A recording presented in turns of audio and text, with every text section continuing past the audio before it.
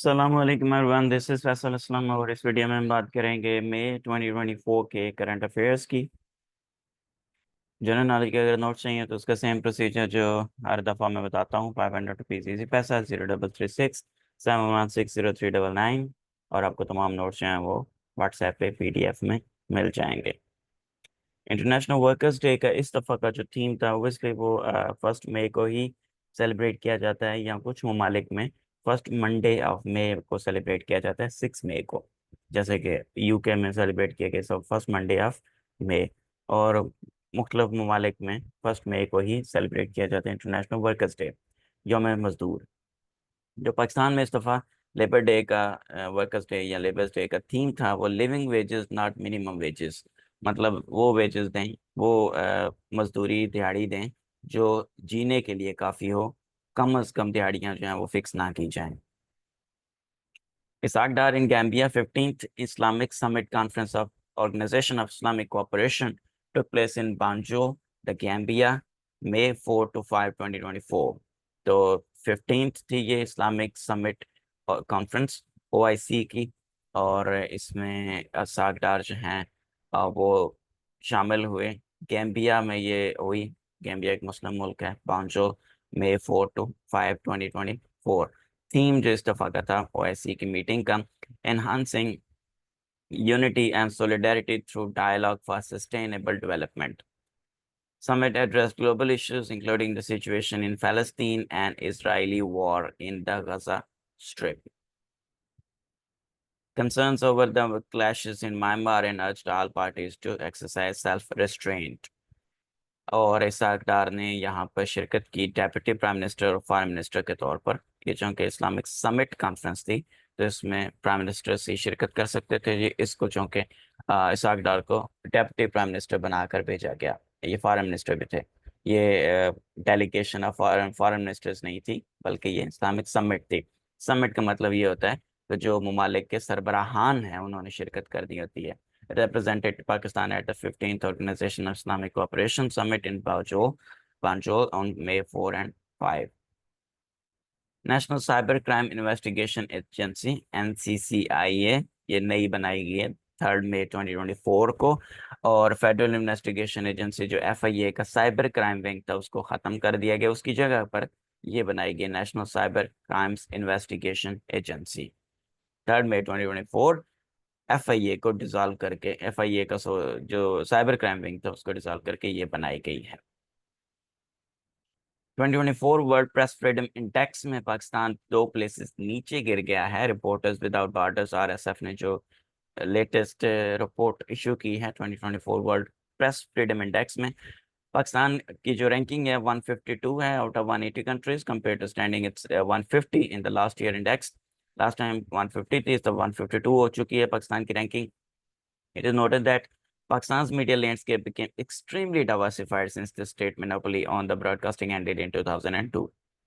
थोड़ी सी background history down में ये लिखी हुई थी कि 2002 में जब एक पाकिस्तान टेलीविजन PTV की जो स्टेट मोनोपोली ख़त्म हुई थी तो उसके बाद जो प्रेस मीडिया है वो एक्सट्रीमली डाइवर्स हो गया था। English language press had a strong tradition of independence। Norway retained the top position in 2024 World Press Freedom Index, while Eritrea came last, taking over from last year's lowest ranked country North Korea। Last year north Korea सबसे last पे आया था, इस दफ़ा Eritrea सबसे last पे आया। Among the most significant declines were Afghanistan fell 26 places to 178, Togo down 43 to 113, and Ecuador down 30 to 110। The bottom 10 included China, Iran, North Korea, Syria, and Eritrea। iCube Qamar satellite Pakistan ने 3 मई 2024 को China के जो Chang E6 lunar mission था उसके साथ अपना भी एक जो सैटेलाइट है वो भेजा है, जिसको iCube कमर कहा गया है। ये मिशन जो है मून की डार्क साइड को विजिट करेगा, उसको एक्सप्लोर करेगा, और लूनर रिसर्च पेलोड जो है वो वहाँ पे डिप्लॉय करेगा, एम्प्लॉय करेगा from multiple countries including Pakistan iCube Qamar satellite. Institute of Space Technology IST said Pakistan historic lunar module iCube Qamar या iCube Q, which was designed by the IST Institute of Space Technology in collaboration with China's Shanghai University and Pakistan National Space Agency SPARCO, will be aboard Chang 6. Chang 6 पे पाकिस्तान का ये satellite जो है ये भी जाएगा.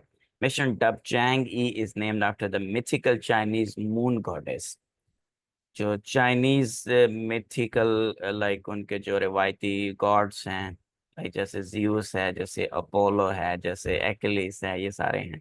उसी तरह चाइनीज के अपने देवी देवता हैं, तो उनमें से एक जो है वो चैंग ई उसका नाम है, वो मून गॉडेस है. जॉन स्विनी जो हैं स्कॉटलैंड का सेकंड लीडर, पाकिस्तान के जो एक पाकिस्तानी निजात थे हमजा यूसुफ, उन्होंने उन्होंने रिजाइन कर दिया था. उसके बाद फिर जॉन स्विनी जो हैं ये स्कॉटलैंड के फर्स्ट मिनिस्टर के तौर पर उन्होंने हल्फ उठाया है. फर्स्ट मिनिस्टर वहाँ पे एक तरह से प्राइम मिनिस्टर की ही सीट होती है. Formally resign from the earlier road, Hamza Yusuf ने रिजाइन कर दिया था following his announcement last week that he would step down after just over a year in charge. उस वक्त काफ़ी वो शोर मचा था कि पाकिस्तानी निजात जो हैं हमजा यूसुफ वो स्कॉटलैंड के फर्स्ट मिनिस्टर बन गए, यानी कि वहाँ के प्राइम मिनिस्टर बन गए. सादिक खान जो हैं वो एक दफ़ा फिर से थर्ड टर्म के लिए मेयर बन गए हैं लंदन के, और इन्होंने जो सूजन हॉल थी उनको हराया है. 2016 से लेकर अब तक ये सादिक खान बनते आए हैं. Doctor Shahzad Baig, coordinator of national emergency operation centre for polio eradication, इनको 100 most influential people in health के लिस्ट में शामिल किया है टाइम मैगजीन ने. बाकी कुछ डिटेल जो लिखी है वो पोलियो के रिलेटेड है, अगर आप पढ़ना चाहें तो आप पढ़ सकते हैं. खैबर पख्तूनख्वा एंड पंजाब गवर्नर्स जो हैं इनका अनाउंसमेंट की गई थी, ये मई की बात है, अब तो चलें जुलाई आ चुका है. तो बिलावल भुट्टो जरदारी ने केपी और पंजाब गवर्नर्स की जो उस वक्त बातचीत चल रही थी पीएमएलएन और पीपीपी के बीच में, बलोचिस्तान में Jafar Khan Mandokhel, president of PMLN provincial chapter, has been appointed the new governor. Sardar Salim Haider, a PPP leader from Rawalpindi, and Faisal Karim Kundi from Dera Ismail Khan have been nominated for the top constitutional offices in Punjab and KP respectively. Naila Kiani जो है first Pakistani खातून समिटियर बन गई हैं, mountaineer बन गई हैं, जिन्होंने summit की हैं 11,800 मीटर से बुलंद चोटियां. 8,000 मीटर से बुलंद जो 14 मेरे ख्याल में चोटियां हैं, उनमें से 11 इन्होंने सबमिट कर ली. Can achieve this as she successfully climb Nepal Makalu peak, the world's fifth tallest mountain at 8,485 meters tall. She now holds the record as the fastest Pakistani, both male and female, to have summited 11 of the 18,000 meters peaks. Kiani is the only female athlete to receive Sitara Imtiaz, the highest civilian honor given to any female athlete in Pakistan. Naila Kiani. सरदार सलीम हैदर खान ने 47th governor of Punjab का हल्फ उठाया 10 मई 2024 को. 4 मई 2024 को president Asif Ali Zardari ने इनके appointment को approve किया था, और 10 मई को उन्होंने गवर्नर ऑफ पंजाब का हल्फ उठा लिया. 2024 Sultan Azlan Shah Cup 30th edition था सुल्तान असलान शाह कप का, the annual men's invitational international field hockey tournament hosted by Malaysia. Tournament returned after a one-year hiatus after it was postponed in 2023 due to packed calendar. It was held at the Azlan Shah Stadium in Ipoh, Malaysia from 4 to 11 May 2024. Tournament consists of 6 teams. Hosts Malaysia were the defending champions after winning their first title at the 2022 edition. Final was played between Japan and Pakistan, where Japan beat Pakistan 3-1 in the shootout, following a 2-2 draw in regulation time. It was the first Sultan Aslan Shah Cup title for Japan. जीपीटी-ओ यानी GPT omni 13 मई 2024 को launch की गई है. Open AI ने ये एक नया version launch किया है जो कि बेसिकली चैट जीपीटी का 4 वर्जन है, लेकिन वो चूंकि फ्री नहीं है तो इसलिए इन्होंने एक ओमनी के नाम से ChatGPT 4 ओमनी जो है वो लॉन्च की है और इसको फ्री कर दिया है। थोड़े से मतलब कुछ लिमिटेड सी चैट्स होती हैं इसके अंदर, आप कुछ लिमिटेड से क्वेश्चंस कर सकते हैं, उसके बाद इसकी जो वो टाइम लिमिट है वो ख़त्म हो जाती है। लेकिन यह है कि ये ChatGPT 3.0 3.5 से पावरफुल है, 4 की ही तकरीबन चीज़ें देता है। लेकिन जो एक्चुअल में 4 है, जो पेड है, ओब्वियसली उसकी जो लिमिट है वो ज़्यादा है। जबकि ChatGPT 4o जो है, जो 4 ओमनी है, उसकी जो चैट्स की तादाद है वो ज़रा कम है, उसमें आप थोड़े कम मैसेजेस कर सकते हैं, उसके बाद उसकी जो लिमिट है वो कुछ देर के लिए ख़त्म हो जाती है, फिर अगले दिन दोबारा स्टार्ट होती है। Bill and Melinda Gates foundation जो है, इसमें से जो मेलिंडा है वो निकल गई हैं। Now she was leaving the mega philanthropy foundation. Bill and Melinda Gates Foundation. Resignation, which will come into effect on 7 June, will leave Bill Gates as the sole chair of one of the world's most influential and powerful non-governmental organizations. ये मुख्तलिफ charity foundations के through इसको चलाते थे। Mega philanthropy foundation है, एक खैराती foundation है, और दोनों मियाँ बीवी मिलकर इसको चलाते थे। लेकिन इन्होंने 1994 में जो शादी की थी तो 2021 में डिवोर्स हो गया था। तो उसके बाद अब 7 जून को जो मेलिंडा गेट्स हैं, उन्होंने कहा है कि वो इस ऑर्गेनाइजेशन को भी छोड़ रही हैं। Founded by Bill and Melinda French Gates, based in Seattle, Washington, it was launched in 2000 and is reported to be the second largest charitable foundation in the world. क्या आप में से कोई बता सकता है कमेंट्स में कि which is the largest charitable foundation in the world? Benazir income support programme की जो नई चेयरमैन आई हैं, जो चेयरपर्सन आई हैं, पाकिस्तान पीपल्स पार्टी के एक लीडर हैं पीपीपी की, रुबीना खालिद। इससे पहले जो है डॉक्टर अमजद साकिब को मुंतखब किया था शहबाज शरीफ ने अपने उस टेन्योर में, जब वो पीडीएम की गवर्नमेंट चला रहे थे। एक छोटा सा टेन्योर था इमरान खान के बाद, तो उस वक्त डॉक्टर अमजद साकिब को मुंतखब किया गया थी सीट के लिए। डॉक्टर अमजद साकिब ने रिज़ाइन कर दिया था और उसके बाद मतलब इनके कहने पे ही ओबियसली उन्होंने रिज़ाइन किया था। और डॉक्टर अमजद साकिब से पहले डॉक्टर सानिया निश्तर थी, और अब जो है वो रुबीना खालिद हैं, जिनको पीपीपी ने लगाया है, क्योंकि पीपीपी ने अपने बंदे लगाने होते हैं हर जगह पे। तो इसलिए डॉक्टर अमजद साकिब जो इस ओहदे के लिए मोस्ट डिजर्विंग थे, दी बेस्ट पर्सन थे इस ओहदे के लिए, तो उनको उतार के ये Rubina Khalid whatever the या she is. In the last Pakistan Democratic Movement government, the position was retained by PPP as its legislator. Shazia Mari was made its chairperson. Indus River System Authority IRSA increased the water shares of for for Punjab and Sindh after an extended rainy spell. Sindh water share was enhanced by almost 50%, and Punjab's water share was increased by 34%.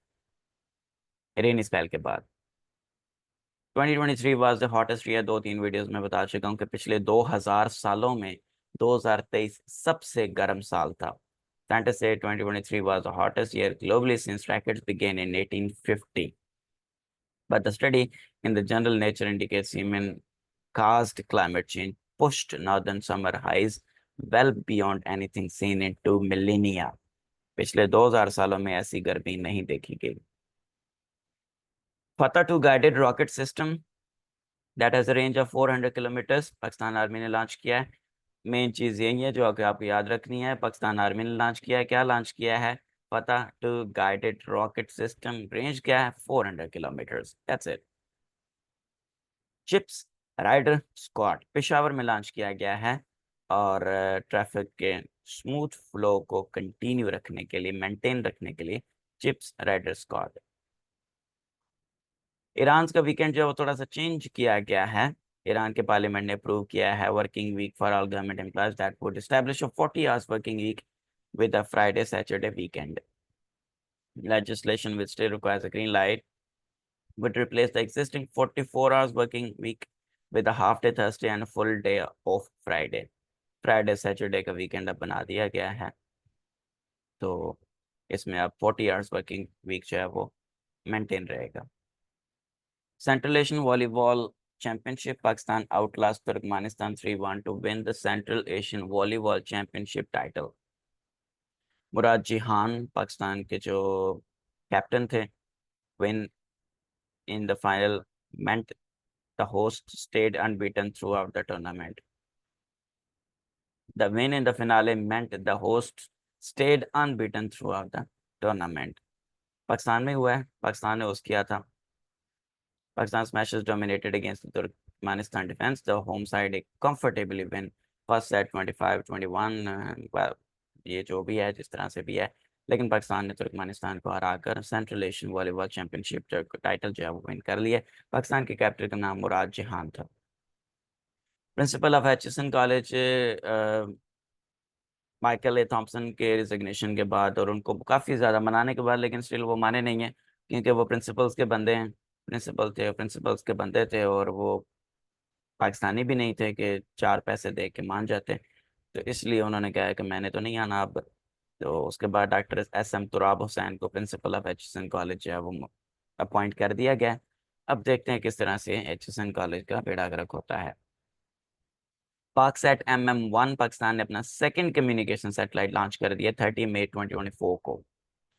पाकसेट MM1 to bolster the country's internet and communication infrastructure. Pakistan ने अपना पहला जो historic first satellite है वो China के Chang E6 के साथ launch किया था, IQ कमर. और ये सेकंड सैटेलाइट है पाकसेट MM1. was first wooden satellite Japan ने लॉन्च किया. जापानीज रिसर्चर्स ने स्पेस एक्स सितंबर में ये लॉन्च किया जाएगा. अभी सिर्फ इसको बनाया गया. was फर्स्ट वुडन सैटेलाइट जो कि जापानीज रिसर्चर्स ने बनाया है. और उसका फ़ायदा ये होगा कि expect the wooden material will burn up completely when the device री एंटर्स द एटमॉस्फेयर. जब वापस आएगा ये सैटेलाइट तो उसके बाद फिर ये है कि उसका जो लकड़ी का वो सारा है वो बर्न अप होके ख़त्म हो जाएगा. और उसके बाद उसका कोई लाइक वो ये नहीं होगा कि वो बर्न होके कहीं पे गिरेगा, किसी के ऊपर ख़राबी करेगा या मेटल पार्टिकल्स जो हैं वो डिस्ट्रॉय होकर कहीं किसी के ऊपर गिरेंगे. कुछ भी नहीं होगा. उसकी लकड़ी जल जाएगी, खत्म हो जाएगी हवा के अंदर ही, and that's it, it's gone. Hardeep Singh Nijjar जो कैनेडियन सिख सेपरेटिस्ट लीडर थे जिनको कनाडा में कत्ल कर दिया गया था, और उसके बाद कि कनाडा और इंडिया के ताल्लुकात में थोड़ा सा क्लेश चल रहा था. 18 जून 2023 को निज्जार को कत्ल कर दिया गया था parking lot of a Sikh temple in British Columbia Canada. 18 सितंबर 2023 तो Canadian prime minister Justin Trudeau ने कहा था कैनेडियन इंटेलिजेंस पर pursuing credible allegations of a potential link between Indian government agents and the assassination of Nijjar. After the killing, Canada expelled an Indian diplomat from the country. India's foreign ministry denied involvement in the killing and expelled a top Canadian diplomat in a tit-for-tat move. Canada ने India के diplomat को निकाल दिया था अपने मुल्क से, और उसके जवाब में इंडिया ने कनाडा के एक डिप्लोमेट को अपने मुल्क से निकाल दिया. तो ये थोड़ा सा इनका क्लैश आपस में चल रहा था. सादिक खान ने जो विन किया है becoming the first mayor of London to be elected to a third term 43.8% of the votes. ऊपर बता चुका हूँ, दोबारा ये रिपीट हो गया. AlphaFold 3 Google DeepMind ने अल्फा फोल्ड 3 एक AI मॉडल लॉन्च किया है जो कि ऑल बायोलॉजिकल मॉलिक्यूल्स को और इंट्रैक्शंस जो उनके बीच में उसको प्रॉपरली सही तरीके से उसकी मॉडल्स को प्रिडिक्ट करेगा और उनके स्ट्रक्चर्स को भी. तो एक आप इसे एक स्ट्रक्चर देंगे कि ये NaCl का स्ट्रक्चर है, ये वाटर का स्ट्रक्चर है, इन दोनों को आपस में मिक्स करके बताओ कि कैसा स्ट्रक्चर बनेगा. या आप कहेंगे कि मैंने ये शुगर जो है वो इसमें ऐड की है तो कैसा स्ट्रक्चर बनेगा. या फिर आप कहें कि ये फलां RNA है, ये फलां DNA, इन दोनों को आपस में मिक्स करो तो बताओ मुझे कि कैसा स्ट्रक्चर बनेगा. या फिर आप कहें कि मैं एक ऐसी प्रोटीन बनाना चाहता हूँ जो इस खसूसियत की हामिल हो, तो वो आपको उसका बायोलॉजिकल मॉडल बना के दिखा देगा कि हाँ जी आपकी जो रिक्वायर्ड प्रोटीन है वो कुछ इस तरह की नज़र आएगी. प्रोटीन, DNA, कार्बोहाइड्रेट्स, ये सारे बायोलॉजिकल मॉलिक्यूल्स होते हैं. Solar storms of May 2024, 10 to 13th May 2024 during solar cycle 25. बस आपको मेन चीज़ ये याद रखने की ज़रूरत है कि 10 से 13 मई 2024 को सोलर स्टॉर्म्स हुए, जो कि मतलब सोलर से एक बड़ा सा तूफान उठता है, लेकिन हमारे रास्ते में चूँकि जुपिटर आता है तो जुपिटर बहुत सारे ऐसे तूफानों को रास्ते में रोक लेता है, लेकिन कुछ थोड़े बहुत जो हैं वो ज़मीन तक सिर्फ नज़र आते हैं कि पहुँचे हैं. International Booker prize Jenny Erpenbeck ने विन किया है for a novel Kairos translated from the German by Michael Hofmann. तो ट्रांसलेशन जो होती है उस पे विन अगर मिले तो इंटरनेशनल बुकर प्राइज, लेकिन अगर दूसरा इंग्लिश लैंग्वेज का नॉवल हो तो फिर Booker Prize. The Booker Prize for Fiction, formerly known as Booker McGonagall Prize, and the Man Booker Prize is a literary prize awarded each year for the best original novel written in English language and published in United Kingdom। जो Booker prize for fiction है या जिसको Booker मैकनल prize या man Booker prize, ये तीनों एक ही prize के नाम हैं, लेकिन उस नॉवल के लिए जो एक्चुअल में इंग्लिश लैंग्वेज में राइट किया गया हो। जबकि इंटरनेशनल बुकर प्राइज वो होता है जो किसी दूसरी लैंग्वेज में रिटन हो और उसको इंग्लिश में ट्रांसलेट किया जाए और उसका इंग्लिश वर्जन जो है वो विन करे और फिर उसकी एक्चुअल जो राइटर होता है उसको भी नाम दिया जाता है। आथर जो एक्चुअल यानी कि एक उर्दू में नावल लिखा गया है उसका किसी ब्रिटिश ने इंग्लिश में तर्जमा करके बरतानिया में या यूके में या आयरलैंड में पब्लिश कर दिया है, तो दोनों को इक्वल प्राइज मिलेगा, दोनों को इकट्ठा प्राइज मिलेगा, दोनों को विन, दोनों के लिए विन होगी। स्टेट ऑफ फ़लस्तीन जो है इसको नॉर्वे, आयरलैंड, स्पेन ने ऑफिशियली रिकग्नाइज कर लिया है। जून 2024 तक की बात की जाए तो 193 कंट्रीज जो हैं जो यूनाइटेड नेशंस के अंडर रजिस्टर्ड है, उनमें से 144 कंट्रीज ने फ़लस्तीन को एज अ मुल्क तस्लीम किया है, स्टेट ऑफ फ़लस्तीन को as a sovereign state. But state of फ़लस्तीन खुद मेंबर नहीं है यूएन की। Number of executions recorded globally in 2023 was the highest since 2015 and up more than 30% from 2022, with Iran carrying out 74% of the global total। दुनिया में जितनी भी फांसियां दी जाती हैं उनमें सबसे ज्यादा ईरान फांसियां देता है, 74% ऑफ, मतलब दुनिया में जो कुछ भी कैपिटल पनिशमेंट है फांसी दी जाती है उसका टोटल शेयर 74% ईरान इतने ज्यादा लोगों को फांसी देता है। इस जो स्टैट्स हैं इसमें चाइना शामिल नहीं है क्योंकि चाइना कभी भी वो नंबर्स रिलीज नहीं करता कि वो उसने इस साल में इतने लोगों को फांसी दी है, और वो एक स्टेट सीक्रेट के तौर पर मेंटेन रखा जाता है। Alright, that was all for this video, thank you so much for watching. मिलते हैं इंशाल्लाह नेक्स्ट वीडियो में। अल्लाह हाफिज़।